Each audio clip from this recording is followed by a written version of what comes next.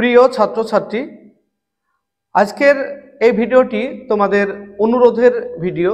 তোমরা অনেকেই অনুরোধ করেছো অধ্যায় ভিত্তিক আলোচনা করার জন্য। আজকে আমি তোমাদের সঙ্গে আলোচনা করব আরোহ যুক্তির স্বরূপ, একদম সম্পূর্ণ আলোচনা, পূর্ণাঙ্গ আলোচনা। এই অধ্যায় থেকে 6 মার্ক পরীক্ষায় আসে। দেখো, আমাদের দর্শনে টার্গেট থাকে 100 নম্বর আমরা তুলব। হ্যাঁ, পাওয়াও যায়, দর্শনে 100 নম্বর পাওয়া যায়, তবে তোমাদের প্রস্তুতিটা সেরকম ভাবে নিতে হবে যাতে কোনো ত্রুটি থাকলে হবে না। যেমন ধরো, আমাদের যে অধ্যায়গুলি আছে, উচ্চ মাধ্যমিকের যে অধ্যায়গুলি আছে, সেই অধ্যায়গুলির মধ্যে প্রথম অধ্যায় হলো যুক্তি। এই যুক্তি অধ্যায় থেকে কোনো লজিক আসে না, এখান থেকে শর্ট কোশ্চেন আসে 4 মার্কের। আর আরোহ যুক্তির স্বরূপ, এখান থেকে 6 মার্কের শর্ট কোশ্চেন আসে। 3টে এমসিকিউ আসবে, 3টে এসএকিউ আসবে, এখান থেকে কোনো লজিক আসবে না। অথচ আমরা দর্শনে ওই গুণ পরিমাণ, পদের ব্যাপ্যতা, আবর্তন বিবর্তন, বিরোধিতা, নিরপেক্ষ ন্যায়, এই নিয়েই ব্যস্ত থাকি। আর এই 3টে অধ্যায় আছে, বললাম যুক্তি অধ্যায়, আরোহ যুক্তির স্বরূপ আর কারণ। এই 3টে অধ্যায়কে কিন্তু আমরা এড়িয়ে চলি। অথচ এই 3টে অধ্যায় থেকে প্রশ্ন থাকে অনেক। প্রথম অধ্যায় থেকে 4, তারপরে এই যে আমি যে অধ্যায়টি আজকে আলোচনা করব, এই অধ্যায় থেকে থাকবে 6, আর কারণ অধ্যায় থেকে থাকবে 6।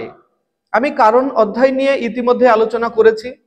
যে আলোচনা করেছি তার মধ্যে থেকে 6 মার্ক তুমি অবশ্যই পেয়ে যাবে, যে কোনো প্রশ্নের উত্তর তুমি দিতে পারবে। আজকে আমি আলোচনা করব আরোহ যুক্তির স্বরূপ। এই আরোহ যুক্তির স্বরূপ আলোচনাটা যদি তুমি আজকে একটু মন দিয়ে শোনো, তাহলে এই 6 মার্ক তোমাকে কেউ ঠেকাতে পারবে না, তুমি 6 মার্ক অবশ্যই পাবে। আর সেই সঙ্গে কোন প্রশ্নগুলি এবছরে আসার মতো, সেই প্রশ্নগুলিও বলে দেব। আর সেই সঙ্গে এই অধ্যায় সম্পর্কে পূর্ণাঙ্গ আলোচনা করব, যাতে তুমি যে কোনো প্রশ্নের উত্তর নিজে থেকেই দিতে পারো। মুখস্থ না থাকলেও অনেকগুলি প্রশ্নের উত্তর তুমি নিজে থেকেই দিতে পারবে, এখান থেকে কোনো লজিক হবে না। তো যাই হোক, আমরা বেশি কথা না বাড়িয়ে চলে আসি মূল আলোচনায়।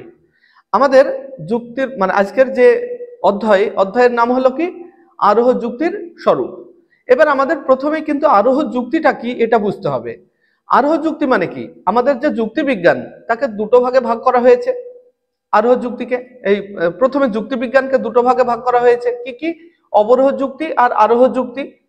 আমাদের তার মধ্যে আজকের আলোচনার বিষয় হলো আরোহ যুক্তি। আরোহ যুক্তি হলো যে যুক্তির কয়েকটি যুক্তি বাক্য থেকে সমগ্র সম্পর্কে সিদ্ধান্ত টানা হয়, মানে কয়েকটি দৃষ্টান্ত লক্ষ্য করে সমগ্র সম্পর্কে সিদ্ধান্ত টানা হয়, সেটাই হলো আরোহ যুক্তি। মানে সোজা কথাই, কম থেকে বেশির দিকে যাওয়া হয়। বলা হবে কম, কিন্তু সিদ্ধান্তে প্রকাশ করা হবে অনেক বেশি। যেমন একটা উদাহরণ দিই, তাহলে বুঝতে পারবে। যেমন ধরো, আমি এ পর্যন্ত যতজন ফেরিওয়ালা দেখেছি তারা অসৎ, সুতরাং সব ফেরিওয়ালা অসৎ। তাহলে যুক্তিবাক্যে বললাম আমি কয়েকজন ফেরিওয়ালা অসৎ, আর তার থেকে আমি সিদ্ধান্ত টানলাম কি সব ফেরিওয়ালা অসৎ। এই ধরনের যুক্তি হবে। মানে অল্প কিছু বলা হবে আর তার থেকে সিদ্ধান্ত টানা হবে সব। আরোহ যুক্তিতে সবসময় সব সম্পর্কে সিদ্ধান্ত টানা হয়। আর অবরোহ যুক্তির ক্ষেত্রে মনে রাখবে, বেশি থেকে কমের দিকে সিদ্ধান্ত টানা হয়। মানে প্রথমেই সব সম্পর্কে বলা হবে, আর সিদ্ধান্তে একটা দুটো বা কম, যুক্তিবাক্যের চেয়ে সিদ্ধান্তে কম বলা হবে অবরোহ যুক্তিতে। আর আরোহ যুক্তিতে যুক্তিবাক্যে যা বলা হবে সিদ্ধান্তে তার চেয়ে বেশি বলা হবে, এটা মনে রাখবে। আরোহ যুক্তির স্বরূপে আসতেই পারে, একটা আরোহ যুক্তির উদাহরণ দাও, আমি যেটা বললাম ওটাই দিয়ে দেবে। এবার আমাদের আরেকটা প্রসঙ্গ এখানে অবশ্যই জানতে হবে, সেটা হলো আরোহ যুক্তি কয় প্রকার। প্রথমত, আরোহ যুক্তিকে দুই ভাগে ভাগ করা হয়। কি কি? প্রকৃত আরোহ অনুমান আর তথাকথিত আরোহ অনুমান। এবার তথাকথিত আরোহ অনুমান আমাদের সিলেবাসের বাইরে, তাই তথাকথিত আরোহ অনুমান নিয়ে আমাদের বিস্তারিত আলোচনা করার কোনো প্রয়োজন নেই। আমরা বিস্তারিত আলোচনা করব প্রকৃত আরোহ অনুমান নিয়ে। এবার প্রকৃত আরোহ অনুমানকে আবার ভাগ করা হয়েছে 3 ভাগে। কি কি? বৈজ্ঞানিক আরোহ অনুমান, অবৈজ্ঞানিক আরোহ অনুমান আর সাদৃশ্যমূলক আরোহ অনুমান বা উপমা যুক্তি, মানে যেটাকে আমরা উপমা যুক্তি বলি সেটাকে সাদৃশ্যমূলক আরোহ অনুমান বলা হয়। আর এখানে বৈজ্ঞানিক আরোহনুমান একটা বললাম, আর অবৈজ্ঞানিক আরোহনুমানের কিন্তু আরেকটা নাম আছে, যেটা হলো অপূর্ণ গণনামূলক আরোহনুমান। এখানে অনেক সময় শর্ট কোশ্চেন আসে যে অপূর্ণ গণনামূলক আরোহনুমানের অপর নাম কি, বলবে অবৈজ্ঞানিক আরোহনুমান। এবার দেখো বৈজ্ঞানিক আরোহনুমানের ক্ষেত্রে কি করা হয়, তোমরা সংজ্ঞাগুলি অবশ্য বইয়ে দেখে নেবে, আমি তোমাদেরকে বিষয়বস্তুটা বুঝিয়ে দিচ্ছি। বৈজ্ঞানিক আরোহনুমানের ক্ষেত্রে সবসময় কিন্তু যুক্তির মধ্যে কার্যকারণ থাকবে। যেমন ধরো রুটি খেলে বদহজম হয়, সুতরাং রুটি হলো বদহজমের কারণ। এটা হলো কিন্তু বৈজ্ঞানিক আরোহনুমানের একটা দৃষ্টান্ত। তাহলে রুটির সঙ্গে বদহজমের কিন্তু একটা কার্যকারণ সম্পর্ক আছে। আর অবৈজ্ঞানিক আরোহনুমান, এখানে কিন্তু কার্যকারণ থাকবে না, এটা মনে রাখবা। বৈজ্ঞানিক আর অবৈজ্ঞানিকের সঙ্গে পার্থক্য এটাই, যে বৈজ্ঞানিকের ক্ষেত্রে কার্যকারণ থাকবে দুটি ঘটনার মধ্যে, আর অবৈজ্ঞানিকের ক্ষেত্রে দুটি ঘটনার মধ্যে কার্যকারণ থাকবে না। যেমন আমি বললাম যে এ পর্যন্ত যতজন ফেরিওয়ালা দেখেছি তারা অসৎ, সুতরাং সব ফেরিওয়ালা অসৎ। তাহলে ফেরিওয়ালা আর অসৎ এর মধ্যে কি কোনো কার্যকারণ আছে? ফেরিওয়ালা হলে অসৎ হবেই এরকম কোনো কার্যকারণ আছে? না, কার্যকারণ নেই। এটা অবৈজ্ঞানিক আরোহনুমান। আর সাদৃশ্যমূলক আরোহনুমান কেমন, বা উপমা যুক্তি? সাদৃশ্যমূলক আরোহনুমান হলো দুটো ঘটনার মধ্যে মিল দেখানো হবে, সাদৃশ্য দেখানো হবে, তাহলে সেটা হবে সাদৃশ্যমূলক আরোহনুমান। যেমন ধরো একটা উদাহরণ দিই আমি, একটি শিশুর মতো চারাগাছেরও প্রাণ আছে, সুতরাং শিশুর মতো চারাগাছও হাঁটতে চলতে পারে। এটা হলো সাদৃশ্যমূলক আরোহনুমান। তবে মনে রাখবে এই সাদৃশ্যমূলক আরোহনুমানও আবার দুই ভাগে ভাগ করা হয়। কি কি? ভালো উপমা আর মন্দ উপমা। যে সব ক্ষেত্রে দুটো জিনিসের মধ্যে মিল দেখানো হবে এবং সেটা প্রাসঙ্গিক, সেটা হবে ভালো উপমা। আর যখন দুটো জিনিসের মধ্যে মিল দেখানো হবে কিন্তু বিষয়টা অপ্রাসঙ্গিক, তখন সেটা মন্দ উপমা। যেমন ধরো দুজন ছাত্র, তারা মাধ্যমিকে ভালো রেজাল্ট করেছে, তারা ব্রিলিয়ান্ট, দুজনেই ভালো, উচ্চ মাধ্যমিকে দুজনেই সমানে প্রিপারেশন করছে, সুতরাং বলা যায় একজন যদি উচ্চ মাধ্যমিকে ফার্স্ট ডিভিশন পায় তাহলে আর একজনও উচ্চ মাধ্যমিকে ফার্স্ট ডিভিশন পাবে। এটা কিন্তু ভালো উপমা, কারণ একজন ছাত্রের সঙ্গে আরেকজন ছাত্রের তুলনা করা হয়েছে। আর যদি এরকম বলা হয় টেবিলের 4টে পা আছে, গাভীরও 4টে পা আছে, সুতরাং গাভীর মতো টেবিলও দুধ দিতে পারে, তাহলে গাভীর সঙ্গে টেবিলের মিল আছে, সাদৃশ্য আছে। কি সাদৃশ্য? 4টে পা আছে। কিন্তু দেখো গাভী আর টেবিল এর মধ্যে মিল দেখানো মানে এটা অপ্রাসঙ্গিক। দুটো আলাদা জাতীয় জিনিসের মধ্যে যদি মিল দেখানো হয় তাহলে সেটা কিন্তু অপ্রাসঙ্গিক। তাহলে এটা হবে মন্দ উপমা যুক্তি। তাহলে ভালো উপমা বললাম, মন্দ উপমা বললাম। আর মন্দ উপমা যুক্তির ক্ষেত্রে একমাত্র বিশেষ থেকে বিশেষ সিদ্ধান্ত টানা হয়। আরোহনুমানের ক্ষেত্রে আমরা জানি কি কয়েকটি থেকে সমগ্র সম্পর্কে সিদ্ধান্ত টানা হয়। একমাত্র মন্দ উপমা যুক্তির ক্ষেত্রেই, বা উপমা যুক্তি বলতে পারি আমরা, উপমা যুক্তির ক্ষেত্রেই বিশেষ থেকে মানে কয়েকটি দৃষ্টান্ত থেকে আমরা কয়েকটি মানে বিশেষ সিদ্ধান্ত টানতে পারি। এটা মনে রাখবে, খুবই ইম্পর্টেন্ট প্রশ্ন। আচ্ছা, এবার আমি এই অধ্যায়ে যে প্রশ্নগুলি অত্যন্ত গুরুত্বপূর্ণ আসার মতো আসবে সেই প্রশ্নগুলি বলবো।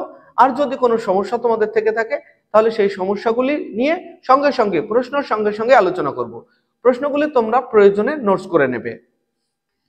দেখো প্রথম প্রশ্ন হলো, আরোহ যুক্তির বৈশিষ্ট্য সূচক একটি ধর্ম হলো এই অনুমানের সিদ্ধান্ত কিরকম হবে? আশ্রয় বাক্যকে অতিক্রম করে যায়। এর উত্তরটা হবে কি? আশ্রয় বাক্যকে অতিক্রম করে যায়। আমি একটু আগে বললাম আশ্রয় বাক্যে যা বলা হবে সিদ্ধান্তে তার চেয়ে বেশি বলা হবে, তাই আশ্রয় বাক্যকে অতিক্রম করে যায়। পরের প্রশ্ন কি? অপ্রাসঙ্গিক সাদৃশ্যের উপর ভিত্তি করে গড়ে ওঠা যুক্তি হলো। এবার তোমরা বলতে পারবে নিশ্চয়ই এটা মন্দ উপমা যুক্তি বা দুষ্ট উপমা যুক্তি। এর পরের প্রশ্ন, আমরা একটি বিশেষ সত্য থেকে আর একটি বিশেষ সত্যে উপনীত হই যে আরোহ যুক্তিতে, তা হলো কি?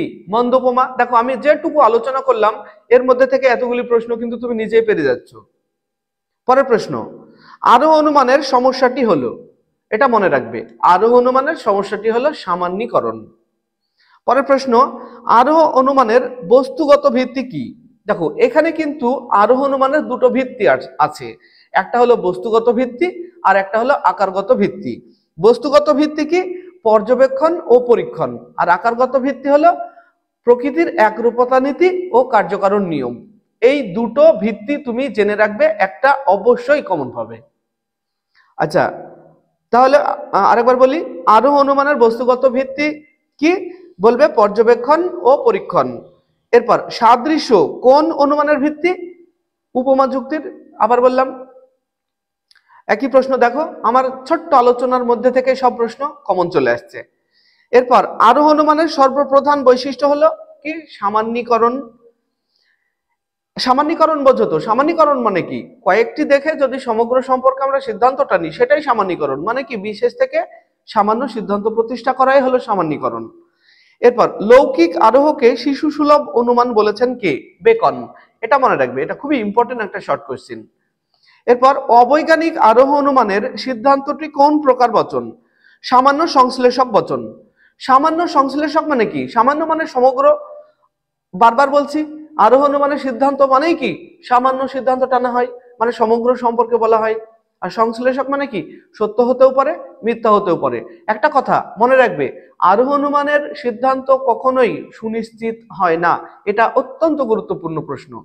আরোহ অনুমানের সিদ্ধান্ত কখনোই সুনিশ্চিত হয় না। কি হবে? সম্ভাব্য হবে, সত্য হতেও পারে, মিথ্যা হতেও পারে। পরের প্রশ্ন, বিশেষ বিশেষ ঘটনার মাধ্যমে সামান্য নিয়মে উপনীত হওয়াই হলো আরোহ অনুমান। এটি বলেছেন কে? জয়েস।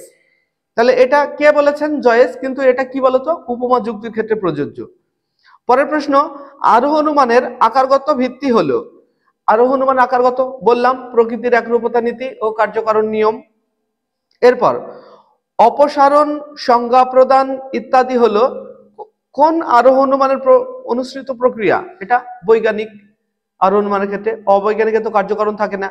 আর এখানে সংজ্ঞা প্রদান, অপসারণ, এই যে মিলের যে পরীক্ষামূলক পদ্ধতিগুলি আছে, 5টা পদ্ধতি, এই 5টা পদ্ধতি কিন্তু পরীক্ষা মানে এই বৈজ্ঞানিক আরোহ অনুমানের মধ্যে পড়বে।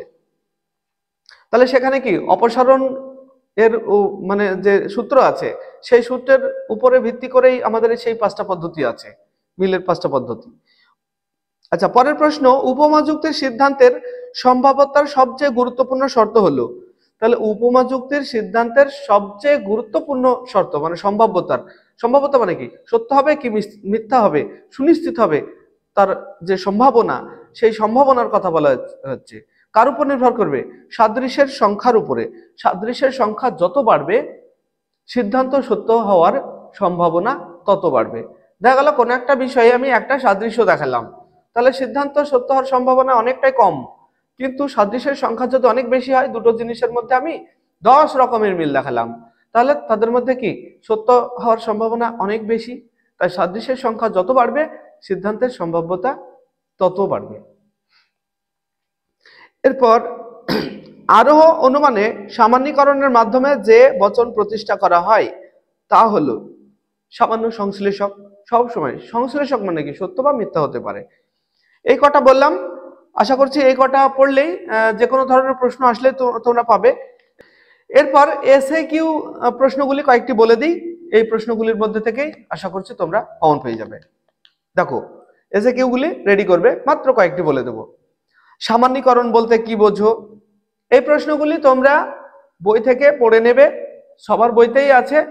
আর যদি কোনো প্রশ্ন নিয়ে তোমার সমস্যা থেকে থাকে, তাহলে কমেন্ট বক্সে কমেন্ট করে জানাবে, আমি তোমাদের উত্তর দিয়ে দেব। পরের, ভালো বা উত্তম উপমা যুক্তির একটি দৃষ্টান্ত দাও। ভালো বা উত্তম, বা ভালো বা উত্তম বললাম মানে ভালো উপমা যুক্তির একটা দৃষ্টান্ত। আমি যে দুটো ছাত্র দিয়ে উদাহরণ দিলাম, ও উদাহরণটা দিলেও হবে, বা তোমরা বই থেকে কোনো একটা উদাহরণ নিয়ে নেবে। এরপর বৈজ্ঞানিক আরোহ অনুমান কাকে বলে? সংজ্ঞাটা দেখে নেবে। আরোহ অনুমান বললাম 2 প্রকার, প্রকৃত আর তথাকথিত। প্রকৃত আরোহ অনুমানকে 3 ভাগে ভাগ করা হয়েছে। তার মধ্যে বৈজ্ঞানিকটা দেখবে সংজ্ঞা, অবৈজ্ঞানিকের সংজ্ঞাটা দেখবে, সাদৃশ্যমূলক আরোহ অনুমানের সংজ্ঞা দেখবে। মানে কি, যে আমাদের মূল বিষয়ের সংজ্ঞাগুলো অবশ্যই আমাদের জানা দরকার। এরপর দেখো, প্রকৃতির একরূপতা নীতি কি? এটা জানবে। পরে আরোহ সংক্রান্ত লাভ বলতে কি বোঝো? অত্যন্ত গুরুত্বপূর্ণ এটা। এটা একটু বুঝিয়ে দিই, আরোহ সংক্রান্ত লাভটা কি। আমরা যখন কোনো আরোহ অনুমানের ক্ষেত্রে সিদ্ধান্তটা নিই, তখন কি বিশেষ থেকে সামান্য সিদ্ধান্তটা নিই। যেমন একটা উদাহরণ দিয়ে বুঝিয়ে দিই। আমি একটু আগে বললাম, আমি এ পর্যন্ত যতজন ফেরিওয়ালা দেখেছি তারা অসৎ। তার মানে কি আমার দেখা ফেরিওয়ালা আমি কতজনকে দেখেছি? আমি 40 জন ফেরিওয়ালা দেখেছি, 50 জন দেখেছি, 100 জন দেখেছি, বা 1000 জনকে দেখেছি। কিন্তু পৃথিবীতে ফেরিওয়ালা কি আমার দেখা ফেরিওয়ালা কজনই আছে? না, আমার দেখার বাইরেও প্রচুর ফেরিওয়ালা আছে। আমি একটা হাতের ইশারায় বুঝিয়ে দিচ্ছি। ধরো আমি এই পর্যন্ত, আমি ফেরিওয়ালা মানে আমার লাইফে যা ফেরিওয়ালা দেখেছি এই পর্যন্ত, কিন্তু টোটাল ফেরিওয়ালাটাকে আমি যদি এই পর্যন্ত ধরি, টোটাল ফেরিওয়ালাটা ধরো এই পর্যন্ত আছে, তাহলে আমার দেখা ফেরিওয়ালা এখান থেকে এত দূর পর্যন্ত। এখান থেকে আমি দেখলাম যে আমি যতজন ফেরিওয়ালাকে দেখেছি তারা অসৎ। সুতরাং কি আমি এক লাফে গিয়ে বললাম সব ফেরিওয়ালা অসৎ। তাহলে এই যে আমি লাফ দিলাম এখান থেকে এখানে, যে লাফ দিলাম দিয়ে বললাম সব ফেরিওয়ালা অসৎ, তাহলে এইখান থেকে এই যে অংশটা, এটা একটা আমার না দেখা ফেরিওয়ালাগুলি আছে। তাহলে এই না দেখা ফেরিওয়ালাগুলির তো আমি দেখিনি, তাহলে এরা তো সৎ হতে পারে, অসৎ হবে সেটা আমি নিশ্চিত হব কিভাবে? কিন্তু তবু আমি আমার দেখা ফেরিওয়ালাগুলির উপরে ভিত্তি করে আমি বলে দিচ্ছি সব ফেরিওয়ালা অসৎ। তাহলে এখানে কি একটা ঝাঁপ দিচ্ছি না? এটাই লাফ, আরোহমূলক লাফ বা ঝাঁপ। আরোহমূলক ঝাঁপও থাকতে পারে বা আরোহমূলক ফাঁকও থাকতে পারে। তাহলে এখানে কি বলতো, এই যে আরোহ অনুমানের ক্ষেত্রে আমার না দেখা কাকগুলি, আমার না দেখা যে ফেরিওয়ালা তারা অসৎ বা সৎ হতে পারে। আমি না দেখেই সিদ্ধান্ত টেনে দিলাম সব ফেরিওয়ালা অসৎ। তাহলে বলতো সব ফেরিওয়ালা অসৎ এটা কি সুনিশ্চিত হবে? না, সুনিশ্চিত হবে না। কারণ এখানে এই যে লাভটা থাকলো, এই লাভ থাকার জন্যই সিদ্ধান্ত কখনোই সুনিশ্চিত হবে না। আর আরোহ অনুমানের একটা মূল বৈশিষ্ট্য হলো আরোহমূলক লাভ। আরোহ অনুমানে এই লাভ যদি না থাকে তাহলে সিদ্ধান্ত মানে আরোহ অনুমানই হবে না। তাহলে আরোহ অনুমানের একটা মূল বৈশিষ্ট্যই হলো আরোহমূলক লাভ। আরোহমূলক লাভ ছাড়া আরোহ অনুমানই হবে না। আর আরোহমূলক লাভ থাকা মানেই সিদ্ধান্ত কখনোই সুনিশ্চিত হবে না, সম্ভাব্য হবে। তাহলে আরোহমূলক লাভ কি এটা যদি তোমাকে জিজ্ঞাসা করা হয়, তাহলে বিশেষ সত্য থেকে সামান্য সিদ্ধান্ত প্রতিষ্ঠা করতে গিয়ে আমরা যে একটা ঝুঁকি নিই, সেই ঝুঁকিটাকেই বলা হয় আরোহমূলক লাভ। ঝুঁকিটা কিসের? ঝুঁকিটা হলো সত্য হওয়ার বা মিথ্যা হওয়ার ঝুঁকি। আচ্ছা, আশা করছি আরোহমূলক লাভটা বুঝতে পেরেছো। পরে অবৈজ্ঞানিক আরোহকে লৌকিক আরোহ বলা হয় কেন, এটা জানবে। খুবই ইম্পর্টেন্ট একটা কোয়েশ্চেন। পরের প্রশ্ন, আরোহ অনুমানের আকারগত ভিত্তি কি? আমি একটু আগে বললাম আকারগত আর বস্তুগত এই দুটোর মধ্যে কিন্তু একটা আসবেই তোমাদের পরীক্ষায়। সে এমসিকিউতেও আসতে পারে বা এসএকিউতেও আসতে পারে। তারপরে মন্দ উপমা যুক্তির একটি দৃষ্টান্ত দাও, আমি বললাম একটু আগে। এরপর দেখো আরোহ অনুমানের বস্তুগত ভিত্তি কি, আবারও বলছি একই প্রশ্ন। দেখো আমি মাত্র কয়েকটি প্রশ্ন তোমাদের একটু আলোচনা করলাম, সেই আলোচনার মধ্যে থেকেই কিন্তু সব কমন চলে আসছে। বৈজ্ঞানিক আরোহ অনুমানের সিদ্ধান্ত কিরূপ বচন হয়? সামান্য সংশ্লেষক হয়। আর সামান্যকে অনেক সময় আমরা কি সার্বিক বলি, তাই সার্বিক সংশ্লেষকও বলা যাবে এটাকে। এরপর অবৈজ্ঞানিক আরোহ অনুমানকে কি মূল্যহীন বলা যায়? একটু দেখে রাখবে। পরের প্রশ্ন, উপমা যুক্তির মূল্যায়নের সর্বাপেক্ষা গুরুত্বপূর্ণ মানদণ্ড কি? এটা দেখবে। উপমা যুক্তির ভিত্তি কি? বললাম একটু আগেই উপমা যুক্তির ভিত্তি কি, সাদৃশ্য। পরে উপমা যুক্তি কাকে বলে, সংজ্ঞাটা দেখে রাখবে। আমি একটু আগে বললাম তিনটে সংজ্ঞা অবশ্যই তোমরা এখানে দেখে রাখবে, যে বৈজ্ঞানিক আরোহ অনুমান কাকে বলে, অবৈজ্ঞানিক আরোহ অনুমান কাকে বলে, আর সাদৃশ্যমূলক আরোহ অনুমান কাকে বলে। সাদৃশ্যমূলক মানে কি, উপমা যুক্তি কাকে বলে, আর সেই সঙ্গে মূল যেটা আরোহ যুক্তি কাকে বলে, এটা তো দেখতেই হবে আমাদের। আচ্ছা, এরপরে আরোহ অনুমানের সংজ্ঞা বললাম, বলতে বলতে প্রশ্নটা আরোহ অনুমানের সংজ্ঞা এটা দেখতেই হবে। আচ্ছা, এই যে প্রশ্ন কটা বললাম আমি আশা করছি এই প্রশ্ন কটার মধ্যে থেকেই তোমরা কি কমন পেয়ে যাবে। তো আর দু একটা প্রশ্ন যদি বলো তাহলে বলে দিই। আরোহ লৌকিক আরোহ অনুমানকে অবৈজ্ঞানিক বা অপূর্ণ গণনামূলক বলা হয় কেন, এটা দেখতে পারো। অবৈজ্ঞানিক আরোহ অনুমানের যৌক্তিক ভিত্তি কি, তথাকথিত আরোহ অনুমান কাকে বলে, উপমা যুক্তির মূল্যায়নের প্রাসঙ্গিকতার মানদণ্ড উল্লেখ করো। এটা কিন্তু ভালো প্রশ্ন। উপমা যুক্তি কখন মন্দ উপমার দোষে দুষ্ট হয়, একই প্রশ্ন। কখন মন্দ উপমা দোষে দুষ্ট হয়? যখন অপ্রাসঙ্গিক সাদৃশ্যের ভিত্তিতে সিদ্ধান্ত টানা হয়। তাহলে কি বলতো, এই যে আলোচনাটুকু করলাম আমি, এর মধ্যে তোমার 6 মার্ক আমি চ্যালেঞ্জ নিতে পারি। যারা মন দিয়ে আলোচনাটা শুনলো তারা 6 মার্ক অবশ্যই পাবে। তো যাই হোক, এই ধরনের ভিডিও আরো পেতে আমাদের চ্যানেলটিকে সাবস্ক্রাইব করে রাখবে, আর বন্ধুদেরকে অবশ্যই শেয়ার করবে। কমেন্ট করে জানাও ভিডিওটি তোমাদের কেমন লাগলো, আর যদি কোনো সমস্যা থেকে থাকে তাহলেও আমাদের কমেন্ট বক্সে কমেন্ট করে জানাবে। তো আজকে এই পর্যন্তই, পরবর্তী ভিডিও নিয়ে আবার আসছি। সে পর্যন্ত সবাই ভালো থাকবে, সুস্থ থাকবে। Bye bye.